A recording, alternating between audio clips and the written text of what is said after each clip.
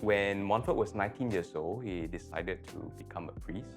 But in order to do so, he had to go to Paris to study in the seminary. And the only way out for him from his hometown in Montfort-sur-Mer, on the outskirts of Rennes, was through this bridge called Cesson Bridge. So in this story, he, of course, took with him a couple of things for school. And on this bridge, in his heart, he really felt that he was going to give everything to God. He would abandon everything. Everything he would give to God. That's what he thought. And when he crossed this bridge, he was walking, and then suddenly he saw a beggar on the bridge. And he saw the beggar and looked at himself, and he thought to himself, there must be something I can give to this beggar, since I have said that I'll give everything to God. Yeah. So do you know what he gave? Yeah, he gave his pocket money. That was meant for him to use in his seminary, right? So he gave that money to the beggar, and he was happy. He was like, okay, I've given all my money to the beggar, to the poor. So now I'm ready to become a seminarian. I'm ready to be a priest for God.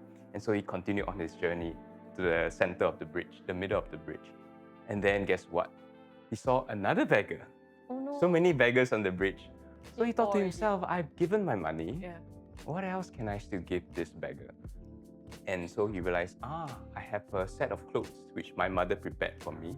Well, it's meant for him to use for his seminary studies, right, as a seminarian. But he said, no, I will give this set of clothes to the beggar. And that's what he did.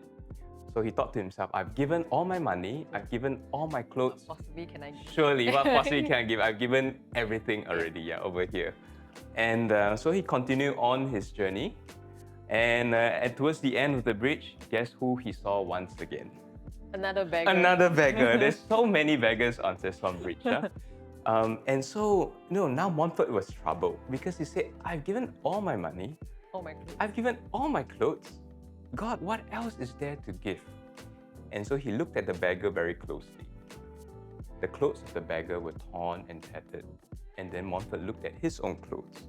And he said, there's still one more thing to give. My own self, my clothes. So he exchanged clothes with the beggar.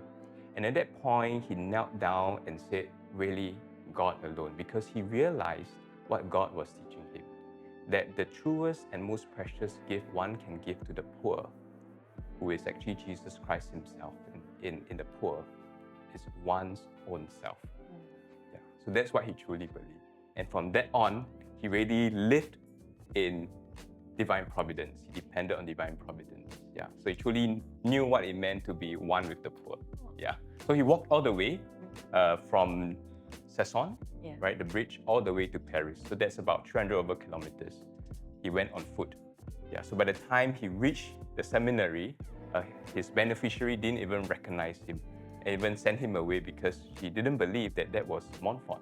Yeah. She thought that's a vagabond, a poor person, a beggar, one of the hooligans on the street, the hoodlums and so on, Remember to like, share, and subscribe.